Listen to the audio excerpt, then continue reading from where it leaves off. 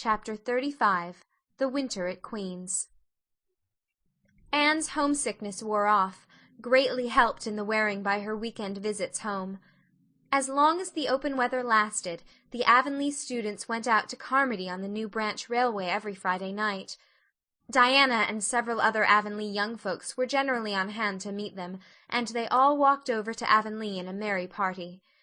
Anne thought those Friday evening gypsyings over the autumnal hills in the crisp golden air, with the home lights of Avonlea twinkling beyond, were the best and dearest hours in the whole week. Gilbert Blythe nearly always walked with Ruby Gillis and carried her satchel for her. Ruby was a very handsome young lady, now thinking herself quite as grown up as she really was. She wore her skirts as long as her mother would let her, and did her hair up in town, though she had to take it down when she went home. She had large, bright blue eyes, a brilliant complexion, and a plump, showy figure. She laughed a great deal, was cheerful and good-tempered, and enjoyed the pleasant things of life frankly.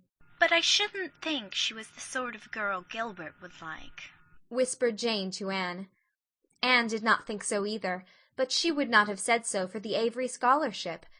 She could not help thinking, too, that it would be very pleasant to have such a friend as Gilbert to jest and chatter with, and exchange ideas about books and studies and ambitions.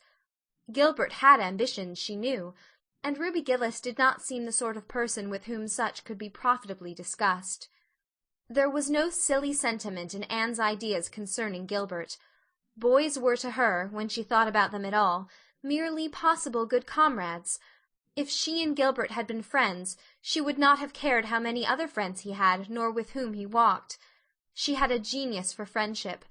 Girl friends she had in plenty, but she had a vague consciousness that masculine friendship might also be a good thing, to round out one's conceptions of companionship, and furnish broader standpoints of judgment and comparison. Not that Anne could have put her feelings on the matter into just such clear definition. But she thought that if Gilbert had ever walked home with her from the train, over the crisp fields and along the ferny byways, they might have had many and merry and interesting conversations about the new world that was opening around them, and their hopes and ambitions therein. Gilbert was a clever young fellow, with his own thoughts about things, and a determination to get the best out of life and put the best into it. Ruby Gillis told Jane Andrews that she didn't understand half the things Gilbert Blythe said. He talked just like Anne Shirley did when she had a thoughtful fit on, and for her part, she didn't think it any fun to be bothering about books and that sort of thing when you didn't have to. Frank Stockley had lots more dash and go, but then he wasn't half as good-looking as Gilbert, and she really couldn't decide which she liked best. In the academy Anne gradually drew a little circle of friends about her, thoughtful, imaginative, ambitious students like herself. With the rose-red girl, Stella Maynard, and the dream girl, Priscilla Grant, she soon became intimate, finding the latter pale, spiritual-looking maiden to be full to the brim of mischief and pranks and fun, while the vivid, black-eyed Stella had a heart full of wistful dreams and fancies, as aerial and rainbow-like as Anne's own. After the Christmas holidays, the Avonlea students gave up going home on Fridays and settled down to hard work. By this time all the Queen's scholars had gravitated into their own places in the ranks, and the various classes had assumed distinct and settled shadings of individuality. Certain facts had become generally accepted. It was admitted that the medal contestants had practically narrowed down to three: Gilbert Blythe, Anne Shirley, and Lewis Wilson. The Avery scholarship was more doubtful, any one of a certain six being a possible winner. The bronze medal for mathematics was considered as good as won by a fat, funny little up-country boy with a bumpy forehead and a patched coat. Ruby Gillis was the handsomest girl of the year at the academy. In the second-year classes Stella Maynard carried off the palm for beauty, with a small but critical minority in favor of Anne Shirley. Ethel Marr was admitted by all competent judges to have the most stylish modes of hair-dressing, and Jane Andrews, plain, plodding, conscientious Jane, carried off the honors in the domestic science course. Even Josie Pye attained a certain preeminence as the sharpest-tongued young lady in attendance at Queen's. So it may be fairly stated that Miss Stacy's old pupils held their own in the wider arena of the academical course. Anne worked hard and steadily. Her rivalry with Gilbert was as intense as it had ever been in Avonlea school, although it was not known in the class at large, but somehow the bitterness had gone out of it. Anne no longer wished to win for the sake of defeating Gilbert, rather for the proud consciousness of a well-won victory over a worthy foeman. It would be worth while to win, but she no longer thought life would be insupportable if she did not. In spite of lessons, the students found opportunities for pleasant times. Anne spent many of her spare hours at Beechwood, and generally ate her Sunday dinners there and went to church with Miss Barry. The latter was, as she admitted, growing old, but her black eyes were not dim, nor the vigor of her tongue in the least abated. But she never sharpened the latter on Anne, who continued to be a prime favourite with the critical old lady.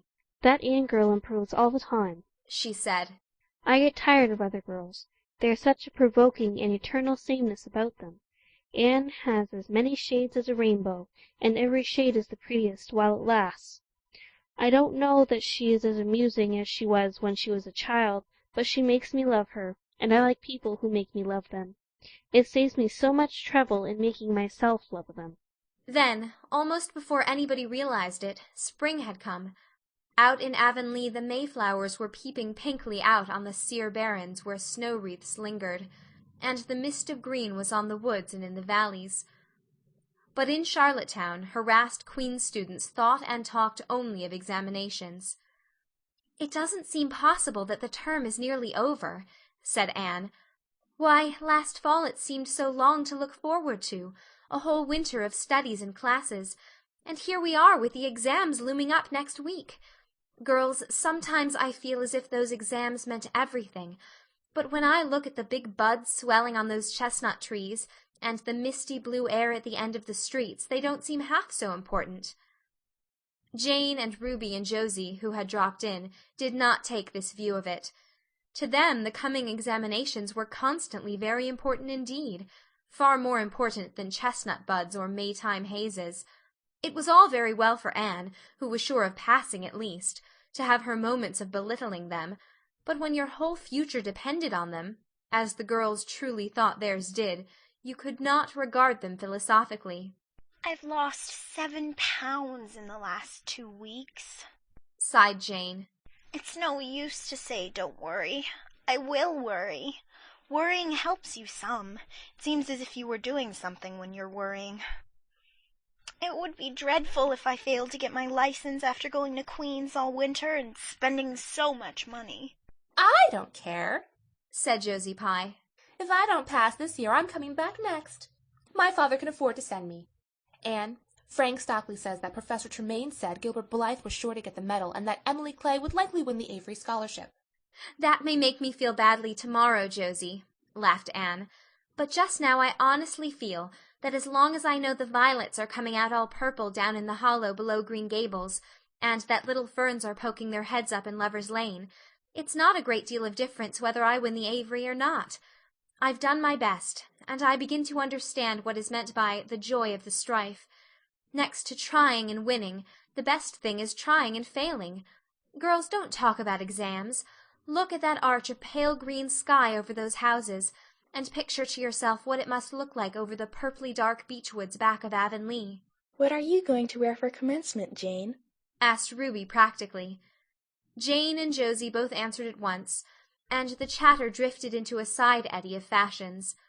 But Anne, with her elbows on the window-sill, her soft cheek laid against her clasped hands, and her eyes filled with visions, looked out unheedingly across city roof and spire to that glorious dome of sunset sky, and wove her dreams of a possible future from the golden tissue of youth's own optimism. All the beyond was hers, with its possibilities lurking rosily in the oncoming years, each year a rose of promise to be woven into an immortal chaplet. End of chapter 35.